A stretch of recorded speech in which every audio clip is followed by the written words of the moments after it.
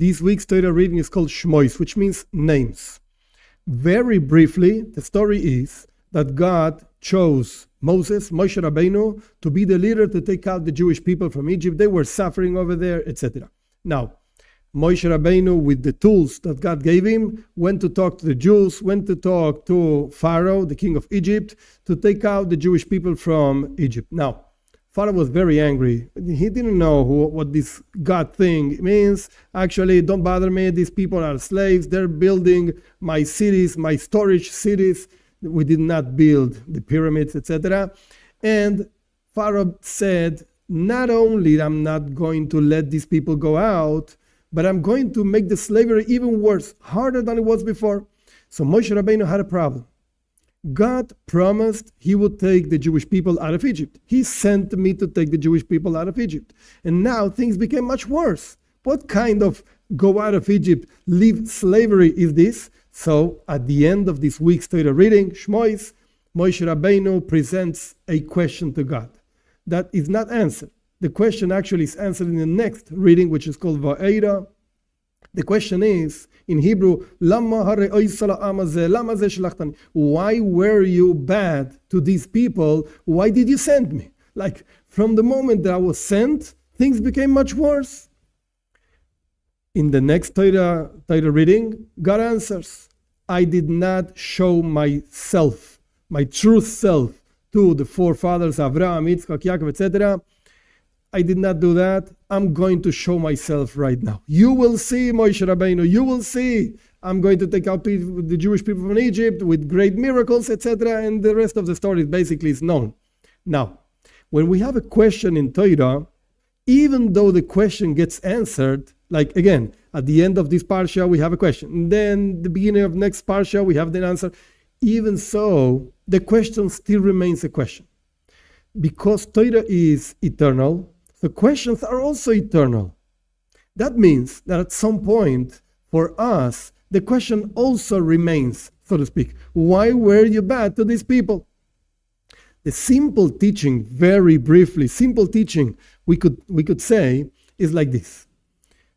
We are in Golus, we are in exile. We don't see the presence of God, etc. So we can actually request from God, demand from God. The same question Moshe asked. Why were you bad to these people? Why are you bad to us? We want Mashiach. We want the Messiah. We want to see the presence of God in all the world. Everybody should enjoy, like the prophet says, that every human being is going to serve God shoulder to shoulder, everybody together. We want to see this.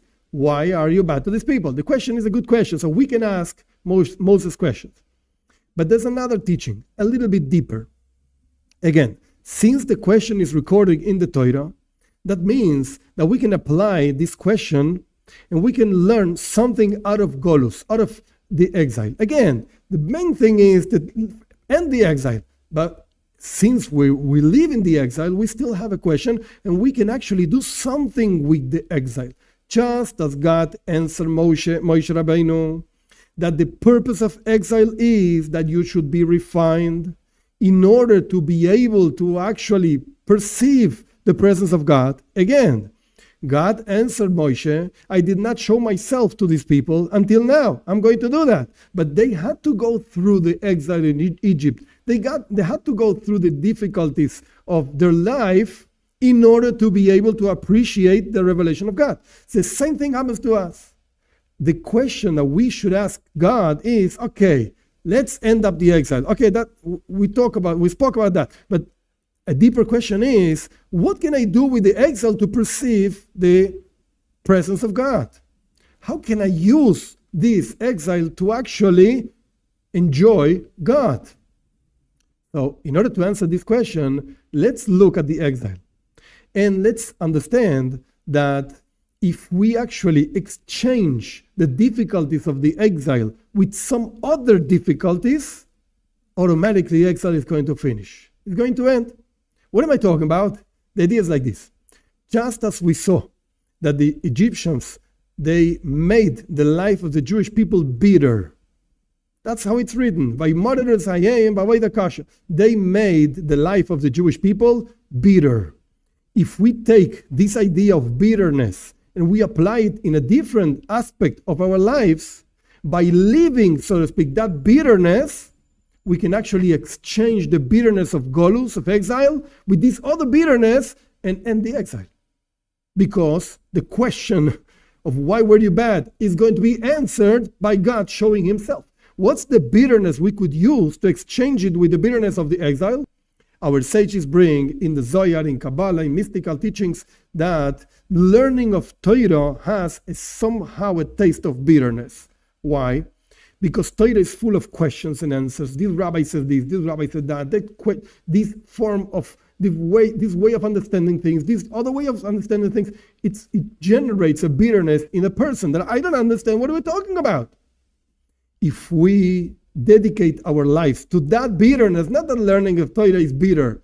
Chas v'shalom, God forbid. What I'm trying to say is, if we make the tremendous effort to understand the Torah with its difficulties, that quote-unquote bitterness is going to actually nullify the bitterness of exile and bring God's quote-unquote answer of showing himself to us.